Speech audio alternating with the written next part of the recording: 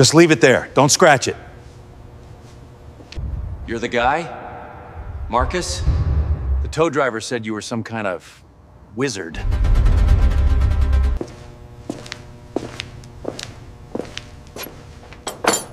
I'm Marcus. I'm Marcus. It's a 62 GTO. The engine won't turn over. My guys in the city couldn't figure it out.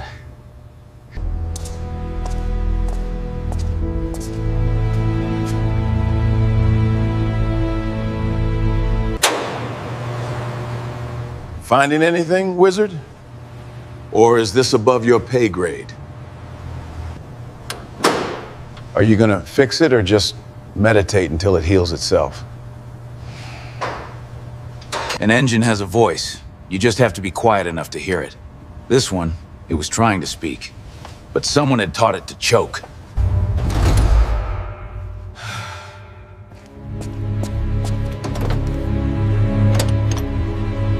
That's it? An antique wrench? My guys used a spectrum analyzer. You're wasting my time.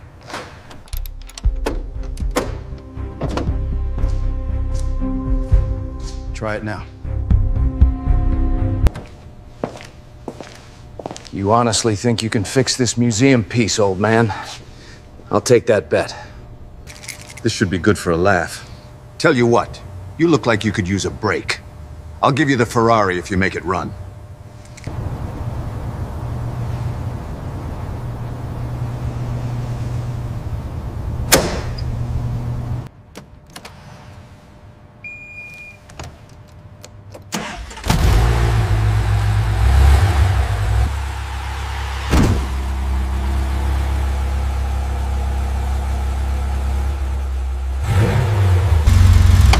How did you do that? What was it?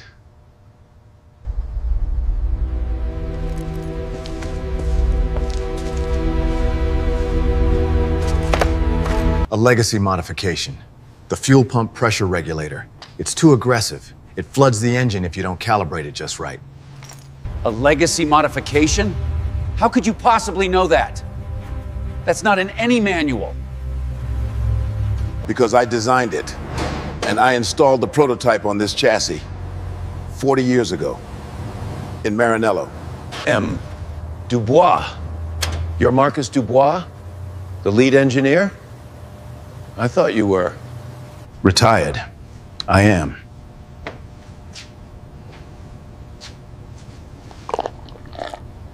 The car, it's yours. I gave my word. I don't want your car, I just wanted it to run. The invoice is on the desk. 1 hour's labor.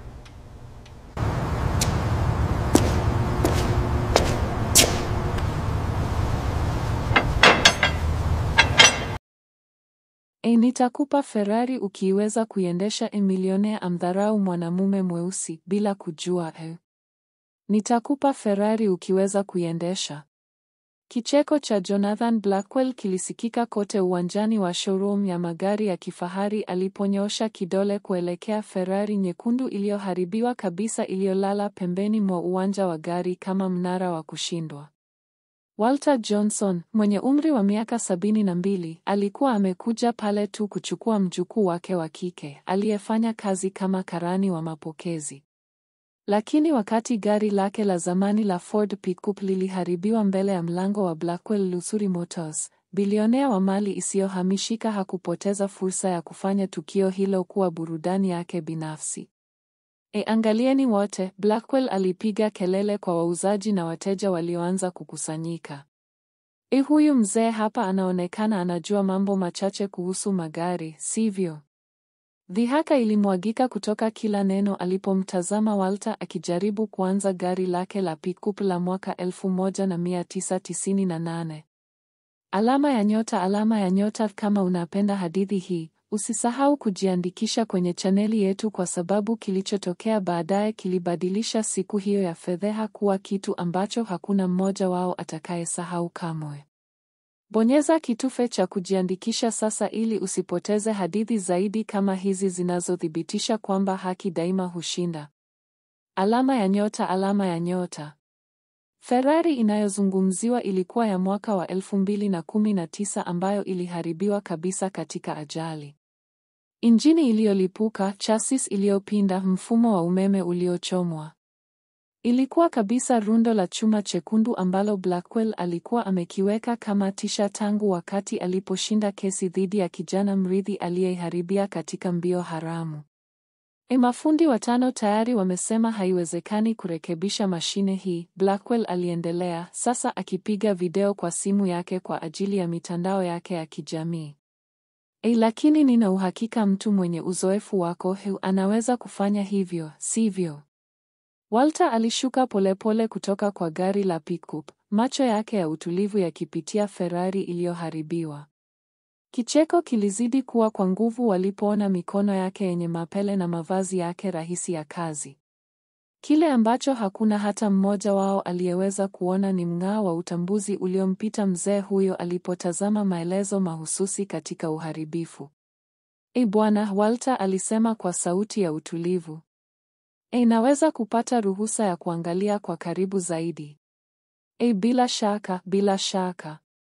Blackwell alikuwa karibu kulia kwa kicheko. Unaweza hata kuingia ndani ukitaka. Lakini tahadhari usije ukajijeruhi kwa chuma. Walter alipokaribia Ferrari, akipuuzia kabisa kicheko na maoni ya uovu, kitu fulani katika msimamo wake kilibadilika. Vidole vyake viligusa bonnet iliyopindika kwa upole na kwa muda mfupi, tabasamu lisiloonyesha wazi lilipita usoni mwake. Kile ambacho Blackwell na hadhira yake yenye upendeleo hawakujua ni kwamba vidole hivyo vyenye mapele vilikuwa vimejenga zaidi kuliko walivyoweza kuwaza kamwe. Alama ya reli, fedheha inayoendelea. Fedheha ambayo Blackwell alikuwa amepanga kuwa onyesho la dakika 5 ilibadilika kuwa tamasha katili ambalo lilidumu zaidi ya saa moja. Wateja wengine katika showroom walisimama kupiga video, wakishiriki kwenye mitandao ya kijamii na hashtags kama vile alama ya reli mzee anajaribu kuwa fundi na alama ya reli Ferrari haiwezekani. Wote angalieni hii, Blackwell alipiga kelele kwa umati unaokuwa. Dakika 30 na bado anaamini anaweza kufanya hivyo. Azimio la kusisimua. Kicheko kilisikika kote uwanjani wakati Walter aliendelea kuchunguza kwa uangalifu kila sehemu ya Ferrari iliyoharibiwa. Mjukuu wa Walter, Rebecca, alikuwa ameondoka kwenda chakula cha mchana na bado hakuwa amerudi. Hakuna mtu pale aliyejua kwamba alifanya kazi kwenye dawati la mbele, jambo ambalo lilifanya hali kuwa ya kufurahisha zaidi kwa Blackwell. Alikuwa akimdhalilisha mgeni kamili bila matokeo ya kijamii. Unajua ni nini kinachonishangaza zaidi?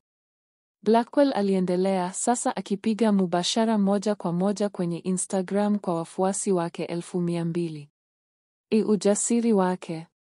Mwangalieni kabisa, amezingatia kana kwamba anajua kile anachofanya. Ni jambo la kugusa moyo, hamdhani? Walter alikuwa ameondoa paneli ya udhibiti kwa uangalifu, akipuuza kabisa maoni. Mikono yake ilihamia kwa usahihi ambao ulianza kuwasumbua watazamaji wengine wenye makini zaidi. Haya hayakuwa mienendo ya mtu anayejaribu kukisia. Yalikuwa ishara zenye ujasiri za mtu anayejua hasa mahali kila sehemu inapaswa kuwa. Mzee, alipiga kelele mmoja wa wauzaji, Ryan, akitiwa moyo na kicheko.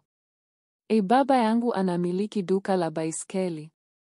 Naweza kukupata kazi huko kama hii haitafanya kazi. Mzaha huo ulipokewa na idhini ya mvumo, lakini Walter hakuangalia juu hata kidogo. Akiwa na umri wa miaka 72, alijifunza kwamba heshima haikuwa katika maneno aliyoyasema, bali katika matendo aliyoyachukua. Na wakati huo, matendo yake yalikuwa yakisimulia hadithi ambayo hakuna hata mmoja wao aliyekuwa tayari kuisikia. Kile ambacho hadhira yenye upendeleo hawakuweza kujua ni kwamba Walter Johnson alikuwa ametumia miaka 45 ya maisha yake akifanya kazi kwenye kitu ambacho kilikuwa ngumu zaidi kuliko magari ya kifahari. Wakati Blackwell alikuwa akikusanya urithi na kudanganya mikataba ya mali isiyohamishika, Walter alikuwa amewekeza miongo minne ya maisha yake kwenye aina ya usahihi ambao ulibadilisha chuma cha kawaida kuwa miujiza ya uhandisi. Dakika 45, Blackwell alitangaza, akishauriana na Rolette yake kwa kujivuna. Kusisimua. Watu kawaida huacha baada ya dakika 10. Uvumilivu kama huo. Ilikuwa hapo ndipo Walter hatimaye alizungumza bila kuondoa macho yake kwenye injini. Bwana Blackwell, naweza kukuuliza swali? Kicheko cha Blackwell kililegea kwa muda. Mtu huyu alitambua vipi jina lake? Umewahi kujenga kitu chochote kwa mikono yako mwenyewe? Walter aliendelea, sasa akimtazama moja kwa moja. Kitu ambacho kilikuwepo tu katika mawazo yako na kilipaswa kuwa halisi kupitia kazi yako. Swali lilo lilimkamata Blackwell bila tahadhari. Mimi nilijenga ufalme wa mali isiyohamishika, alijibu, akijaribu kurudisha udhibiti wa hali. Hapana, Walter alisema kwa upole. Hiyo si kujenga. Hiyo ni kununua. Ukimya wa usumbufu ulishuka juu ya kikundi. Kulikuwa na kitu katika sauti ya Walter, mamlaka ya kimya ambayo haikuana na picha ya mhasiriwa asiye na msaada ambayo kila mtu alikuwa ameunda. Kila jaribio jipya la fedheha lilifunua zaidi kuhusu asili ya kweli ya watu hawa wawili, mmoja aliyejenga maisha yake juu ya mwonekano na upendeleo wa urithi, na mwingine aliyeunda dunia kwa mikono yake mwenyewe, kipande kimoja kwa wakati. Kwa miongo ya kazi ya kimya na kujitolea. Alama ya reli, ukweli unadhihirika. Masaa mawili yalikuwa yamepita wakati Walter aliomba screwdriver maalum. Phillips nambari 2 yenye mpini wa kuzuia umeme, alisema bila kuangalia juu kutoka kwa injini. Usahihi wa ombi hilo ulifanya Ryan, muuzaji, kujikwaa kwenye maneno yake. Mimi sijui kama tuna hiyo hapa. Draw ya 3 ya bench nyekundu, rafu ya pili, Walter alijibu kwa utulivu. Karibu na funguo za torts. Ukimya wa usumbufu ulishuka juu ya kikundi. Mtu huyu alitambua vipi hasa mahali pa kupata zana katika warsha ambayo hakuwahi kutembelea hapo awali? Blackwell alijaribu kurudisha udhibiti wa hali kwa kicheko cha kulazimishwa. Kusisimua. Lazima umefanya kazi katika warsha nyingi kujua mpangilio wa kawaida vizuri hivyo. Lakini kitu fulani katika sauti yake kilikuwa kimebadilika. Ujasiri wake kamili ulikuwa unaanza kutetemeka. Ilikuwa hapo ndipo Rebecca Johnson alifika kutoka chakula cha mchana na kuona umati uliokusanyika uwanjani. Akimtambua babu yake Walter katikati ya ghasia, uso wake ulibadilika rangi. Alikuwa amefanya kazi pale kwa miaka 2 na alijua tabia katili ya Blackwell vizuri sana alipopata shabaha rahisi. Nini kinachoendelea hapa? Rebecca aliuliza, akisukuma njia yake kupitia watazamaji. Mfanyakazi. Blackwell alipiga kelele bila kufanya maunganisho. Njoo uone. Rafiki yako hapa anajaribu kurekebisha Ferrari ambayo mafundi 5 wa kitaalamu wameamua ni hasara kamili. Rebecca alimeza mate kwa ugumu. Alijua hasa babu yake alikuwa nani, lakini pia alijua kwamba kufichua jambo hilo wakati huo kungeweza kuweka kazi yake hatarini. Aliamua kuangalia kimya, akiamini hekima ambayo Walter alionyesha katika maisha yake yote. Wakati huo huo, Walter alikuwa ameweza kufikia mfumo mkuu wa umeme wa Ferrari. Mikono yake ilihamia kwa usahihi ambao ulianza kusababisha usumbufu halisi kwa watazamaji wengine. Haya hayakuwa mienendo ya kujaribu na kukosea. Yalikuwa ishara zenye ujasiri za mtu aliyeelewa kikamilifu kile alichokuwa akifanya. Unajua tatizo ni nini? Walter alisema, hatimaye akizungumza na Blackwell moja kwa moja. Injini hii haikuharibiwa katika ajali. Ilisabotagiwa. Neno ilisabotagiwa lilisababisha mnung'uniko wa wasiwasi kati ya waliokuwepo. Blackwell alicheka, lakini kwa mara ya kwanza sauti ilisikika bandia. Kusabotagiwa? Mawazo gani? Ilikuwa ajali iliyoandikishwa iliyochunguzwa na polisi. Bila shaka ilichunguzwa, Walter alijibu, sasa akiondoa sehemu maalum kutoka kwa injini. Lakini yeyote aliyeichunguza hakujua kutafuta ishara sahihi. Angalia hapa. Alionyesha waya. Waya huu ulikatwa kwa makusudi, kisha ulichomwa ili kuonekana kama kupata joto kupita kiasi. Na hapa alionyesha sehemu ya chuma, alama za kuzungusha ambazo huonekana tu wakati mtu anapinga breki kwa mkono. Hadhira iliinamia ili kuangalia vizuri zaidi. Hata kwa jicho lisilo na mafunzo, ushahidi ambao Walter alionyesha ulikuwa usiopingika. Mtu fulani alikuwa kweli ameharibu Ferrari ile kwa makusudi kwa njia ya kina na ya kukadiriwa. Hii ni upuuzi, Blackwell alilipuka, lakini sauti yake ilionyesha wasiwasi wake. Huwezi kuthibitisha chochote cha hili? Walter alitabasamu kwa mara ya kwanza siku hiyo. Si tabasamu la dhihaka, bali la mtu ambaye hatimaye amepata vipande vyote vya fumbo changamano. Kweli, naweza. Kila injini ina saini ya kipekee ya kuchakaa na kuoza. Na unapofanya kazi na injini za utendaji wa hali ya juu kwa muda wa kutosha, unajifunza kusoma saini hizo kama alama za vidole. Rebecca alihisi moyo wake ukiwasha kasi. Alijua kwamba babu yake alifanya kazi kwa miongo minne kama mkuu wa wahandisi wa injini za mbio za Ferrari huko Italia kabla ya kustaafu na kuhamia Marekani ili kuwa karibu na familia yake. Lakini zaidi ya yote, alijua kwamba Walter ndiye aliyebuni injini kwa ajili ya Ferrari hiyo mahususi. Bwana, Walter alisema, akimtazama Blackwell moja kwa moja machoni.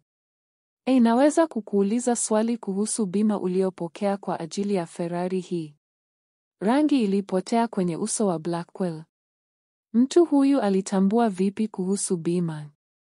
Kile ambacho hadhira yenye upendeleo hawakuweza kuwazia ni kwamba Walter Johnson hakuwa tu akirekebisha Ferrari iliyoharibiwa. Alikuwa akifungua ulaghai wa fedha milioni kipande kwa usahihi uleule aliotumia kuunda injini mamia katika taaluma yake. Na kila ugunduzi mpya ulimwongoza karibu zaidi na ukweli ambao ungebadilisha siku hiyo ya fedheha kuwa kitu kikubwa zaidi kuliko yeyote aliyekuwepo angeweza kuwazia.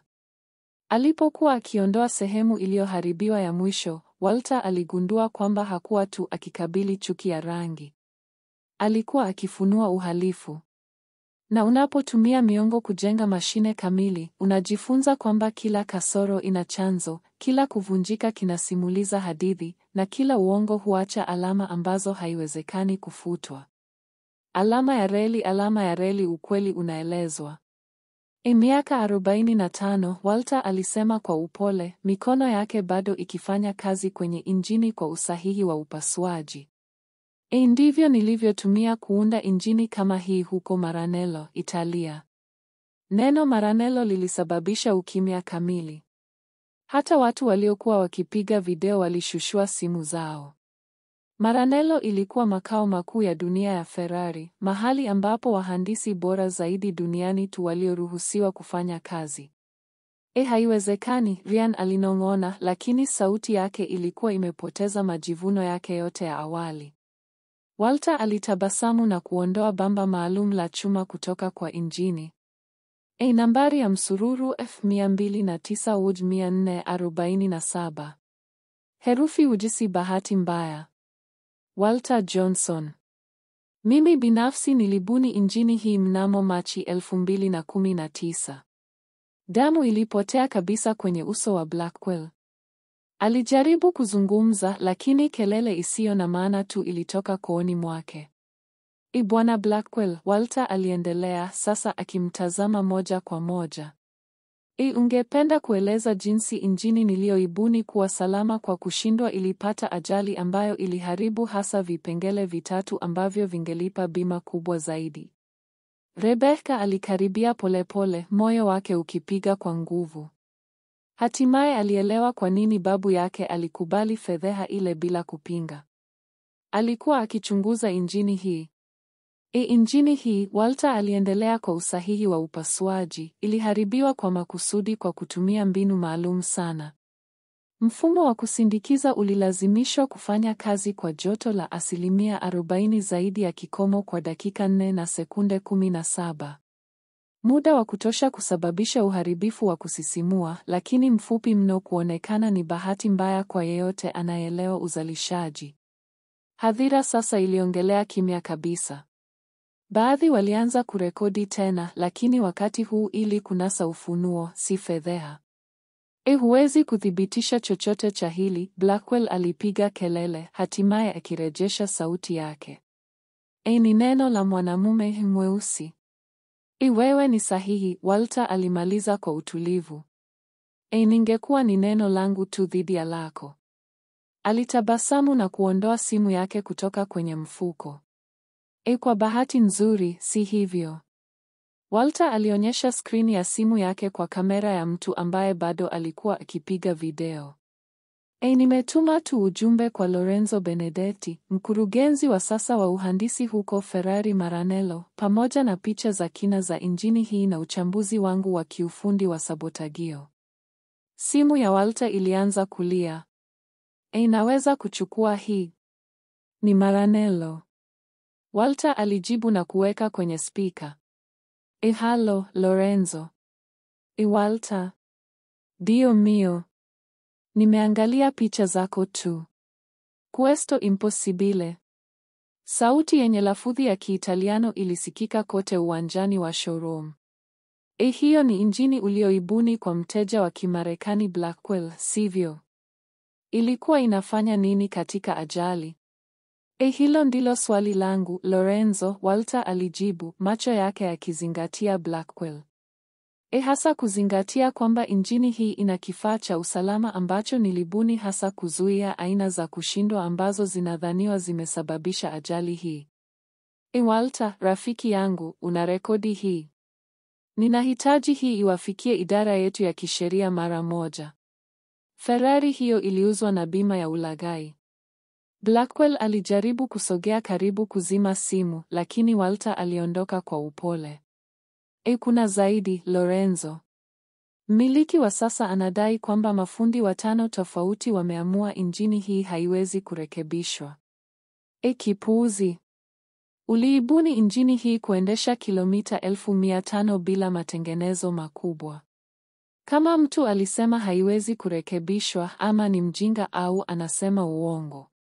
Wakati huu, Rebecca hatimaye alikaribia. Babu Walter, alisema kwa sauti kubwa ya kutosha kila mtu kusikia. Unahitaji msaada? Ukimya uliofuata ulikuwa wa kuzimisha. Blackwell aliangalia kutoka Rebecca hadi Walter, hatimaye akifanya maunganisho ambayo yatamuangamiza kabisa. Mjukuu wako anafanya kazi hapa? Blackwell alinung'unika. Kwa miaka 2, Rebecca alijibu kwa uthabiti. Na katika muda wote huo, nimesikia mzaha wako kuhusu watu kama babu yangu. Watu ambao, kulingana na wewe, hawaelewi magari halisi. Walter alikata simu baada ya kuaga Lorenzo na kuzungumza na Blackwell moja kwa moja. Bwana, kwa miaka 45, nilibuni injini 847 tofauti za Ferrari. Nilifunza mamia ya wahandisi.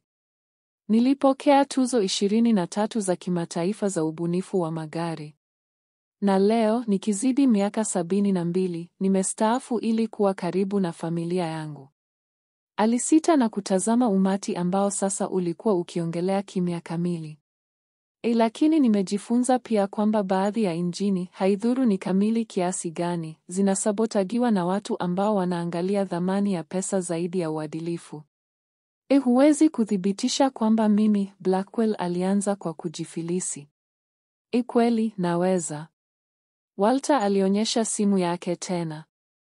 Kwa sababu wakati ulikuwa unafurahia kumdhalilisha mzee ambaye haelewa magari, nilirekodi mazungumzo yetu yote, ikiwa ni pamoja na ukiri wako kuhusu malipo ya bima. Uso wa Blackwell ulibadilika kuwa barakoa safi ya hofu. Katika majivuno yake, alikuwa ametaja kupokea dola milioni 2.3 za bima kwa Ferrari ambayo haikuweza kurekebishwa kabisa. Na kwa kuwa tunazungumza kuhusu rekodi, Walter aliendelea, nadhani kampuni ya bima itakuwa na nia kubwa ya kujua kwamba ajali ambayo iligharamia mamilioni ilikuwa kweli sabotagio la makusudi lililoandikishwa na muundaji wa injini mwenyewe. Blackwell alianza kutetemeka bayana. Ufalme wake wa mali isiyohamishika, uliojengwa kwa sehemu kwenye pesa za bima za ulaghai, ulikuwa karibu kuanguka. Zaidi ya hayo, majivuno yake yalikuwa yamerekodwa na kuenezwa moja kwa moja kwa mamia ya watu. Bwana Walter, alisema mmoja wa wateja ambaye alikuwa akipiga video. Naweza kuchapisha hii kwenye mitandao yangu ya kijamii. Ulimwengu unahitaji kuona hii. Walter aliamua kwa upole. Bila shaka. Lakini unifanyie fadhila. Chapisha hii pia. Alienda kwa injini ya Ferrari na kwa mienendo sahihi ambayo ilionyesha miongo ya uzoefu, alianza kuiunganisha tena. Katika dakika chini ya 10, injini ambayo mafundi 5 walikuwa wameamua haiwezi kurekebishwa, ilirudi hai na mngurumo kamili na wa nguvu. Sauti ya injini ya Ferrari ilisikika kote uwanjani kama wimbo wa haki. Wakati huo huo, Blackwell alisimama ameganda, akitazama si tu ulaghai wake ukifunuliwa, bali pia majivuno yake yakidhalilishwa na mtu aliyejaribu kumdhalilisha. Alama ya reli, haki inashinda. Wiki 3 baadaye, Walter Johnson aliketi katika ofisi ya FBI huko Los Angeles, akitazama mawakala wakikagua nyaraka mamia zilizotandazwa kwenye meza kubwa. Rekodi yake ya kawaida ya siku ya fedheha ilikuwa imekuwa kipengele kikuu cha uchunguzi wa shirikisho kuhusu ulaghai wa bima unaohusisha makampuni mengi na dola milioni nyingi. Bwana Johnson, alisema wakala Martinez, akiangalia juu ya miwani yake. Uchambuzi wako wa kiufundi ulikuwa muhimu. Tumegundua kwamba Blackwell Corporation ilidanganya makampuni ya bima kwa angalau magari 17 ya kifahari katika miaka 5 iliyopita, kila wakati ikitumia mbinu ile ile ya sabotagio uliotambua. Walter aliamua kwa utulivu. Akiwa na umri wa miaka 72, alikuwa amejifunza kwamba uvumilivu ulikuwa utukufu wenye nguvu zaidi kuliko hasira. Na Bwana Blackwell mwenyewe alikamatwa asubuhi ya jana, akipinga kukamatwa, kujaribu kuongoza, kuzuia haki, na ulaghai kwa makosa mengi. Atakuwa nje ya jamii kwa muda mrefu. Wakala alitabasamu. Inaonekana kwamba alipogundua akaunti zake za benki zinazufishwa, alijaribu kutoa dola 200,000 kwa mchunguzi aliyekuwa nyumbani kwake. Wakati huo huo, katika mji, Rebecca Johnson alikuwa amepandishwa cheo kuwa meneja mkuu wa showroom baada ya mmiliki wa awali kuwa na mali yake kuchukuliwa na serikali. Kampuni ilikuwa imeuzwa kwa kikundi cha wawekezaji ambao walidhamini uadilifu kuliko mwonekano, na uamuzi wa kwanza walioufanya ulikuwa kuweka mtu mwenye tabia kubwa kuwa kiongozi. Alama ya reli, mafunzo yanayoendelea. Babu Walter, Rebecca alisema kwenye simu. Hutaamini. Muuzaji Ryan aliyekudhihaki sana alikuja kwangu leo kuomba msamaha. Alisema kwamba tangu video ilivyoenea hajaweza kulala vizuri. Video inayozungumziwa ilikuwa imepita maoni milioni 15 kwenye majukwaa yote. Si tu fedheha ya Walter na ushindi wake uliofuata, bali kimsingi funzo kuhusu kamwe hukumu mtu kwa muonekano wake. Mamia ya wahandisi waliostaafu kutoka Ferrari, Mercedes, BMW na waundaji wengine wa magari walikuwa wameshiriki hadithi zao za chuki ya rangi waliokabili baada ya kustaafu. Lorenzo Benedetti alikuwa amesafiri binafsi kutoka Maranello hadi Los Angeles kukutana na Walter. Mkutano ambao ulitarajiwa kuwa wa faragha, hatimaye ukawa sherehe ya umma wakati kampuni ya Ferrari iliamua kumheshimu rasmi mmoja wa wahandisi wake mabingwa zaidi. Walter, rafiki yangu, Lorenzo alisema mbele ya hadhira ya waandishi wa habari na wapenda magari. Ferrari imedai mengi kwa wanaume kama wewe. Kujitolea kwako, usahihi na uadilifu vimefanya si tu injini zetu, bali sifa yetu duniani kote.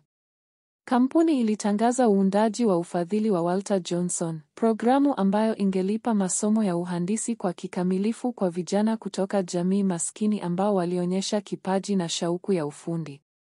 Darasa la kwanza lingekuwa na wanafunzi 10 wenye umri wa miaka 16 hadi 22, wote wakichaguliwa kwa ustahili, si uhusiano wa kifamilia. Lakini labda mabadiliko makubwa zaidi yalitokea katika jamii ambako Walter aliishi.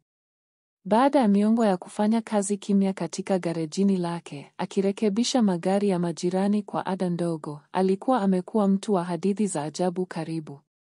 Vijana kutoka eneo hilo walianza kumtafuta ili kujifunza ufundi. Na Walter aligundua shauku mpya: kufundisha.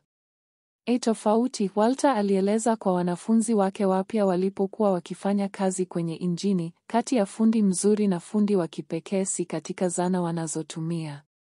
Ni katika uvumilivu wa kuelewa kila kipengele na heshima kwa kazi wanayofanya. Marcus, kijana wa umri wa miaka 17 ambaye baba yake alikuwa ameacha familia, alikuwa mwanafunzi mwenye kujitolea zaidi wa Walter. Bwana Johnson, aliuliza siku moja, ulibaki utulivu kiasi gani wakati mtu yule alikuwa akikudhalilisha? Walter alitabasamu, mikono yake bado ikifanya kazi kwa usahihi na ulaini kwenye injini. Marcus, nimejifunza jambo moja katika miaka 72 ya maisha. Watu wanaohitaji kuwashusha wengine ili kujihisi muhimu tayari wamedhihirisha kila kitu unachohitaji kujua kuhusu wao. Nguvu ya kweli si katika kujibu wakati huo. Ni katika kujenga kitu imara kiasi kwamba hata maneno 1000 ya uovu hayawezi kukivunja. Alama ya reli, mabadiliko ya Blackwell. Wakati huo huo, Jonathan Blackwell alikabili ukweli tofauti sana. Ufalme wake wa mali isiyohamishika ulikuwa umeanguka kabisa wakati uchunguzi ulifunua kwamba miradi mingi ilikuwa imefadhiliwa kwa pesa za bima za ulaghai. Mbali na jela, alipoteza jumba lake, magari ya kifahari, jahazi na yenye uchungu zaidi, heshima ya yeyote aliyekuwa amemstahi. Video za fedheha yake ya umma zilienea mara kwa mara kwenye mitandao ya kijamii, kila wakati zikiambatanishwa na maoni kuhusu umuhimu wa kuwatendea watu wote kwa hadhi. Majivuno yake, yaliyonaswa kwa ufafanuzi wa juu, yalikuwa yamekuwa utafiti wa kesi katika shule za biashara kuhusu jinsi ukosefu wa tabia unaweza kuharibu ufalme katika siku chache tu. Ryan, muuzaji aliyemdharau Walter, alimtafuta si tu Rebecca, bali Walter mwenyewe kuomba msamaha kibinafsi. Mkutano ulitokea katika garejini ambapo Walter sasa alifundisha, akizungukwa na wanafunzi vijana wa rangi zote na tabaka za kijamii. Bwana Johnson, Ryan alisema, akionekana ameaibishwa. Ninajua maneno yangu hayakuwa na udhuru. Sina haki ya msamaha wako, lakini nilihitaji ujue kwamba nimejifunza funzo nitakalochukua nalo kwa maisha yangu yote. Walter alisimama kile alichokuwa akifanya na kumtazama Ryan moja kwa moja.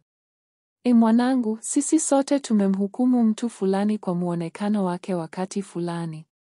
Tofauti ni katika tunachofanya tunapotambua makosa yetu. Wewe uko hapa kuomba msamaha, ukijaribu kukua kama mtu. Hiyo ni zaidi ya wengi wangefanya. Alionyoosha mkono wake wenye mafuta lakini imara. Kama kweli unataka kujikombea, njoo usaidie kufundisha vijana hawa kuhusu mauzo ya uaminifu. Watahitaji kujua jinsi ya kushughulika na wateja watakapofungua maduka yao wenyewe. Mabadiliko ya Ryan yalikuwa ya kushangaza.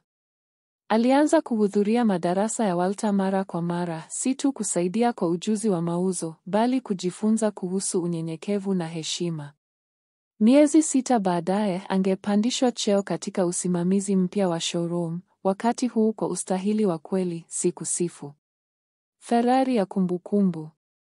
Ferrari ambayo Walter alirekebishia ilikuwa kivutio cha kudumu katika showroom, sasa ikiitwa Johnson Premium Motors.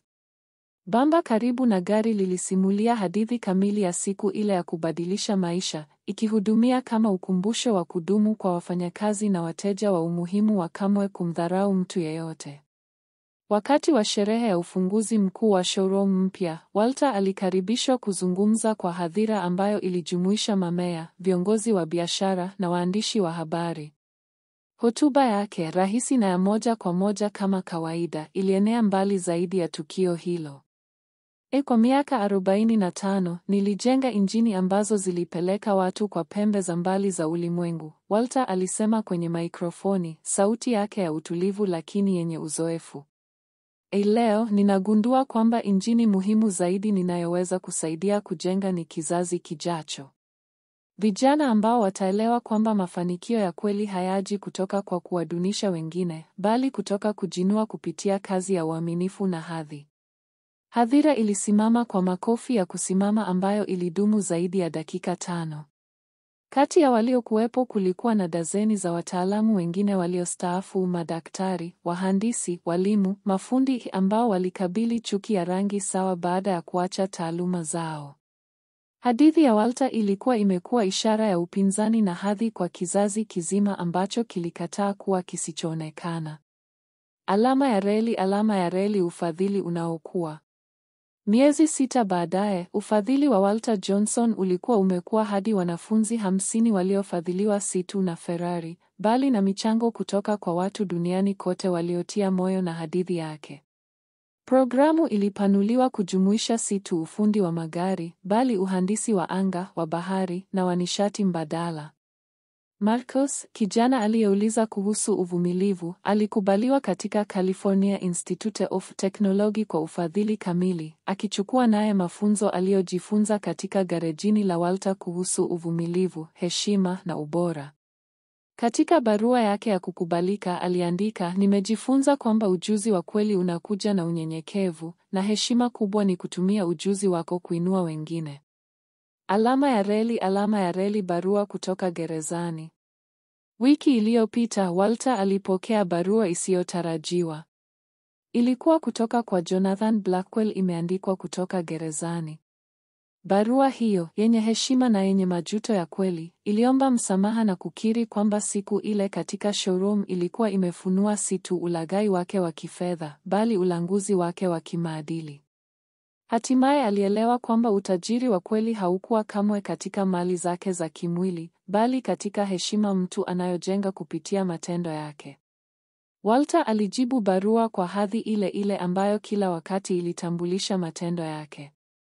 Hakutoa msamaha rahisi, lakini alikiri ujasiri uliohitajika kukubali makosa makubwa hivyo.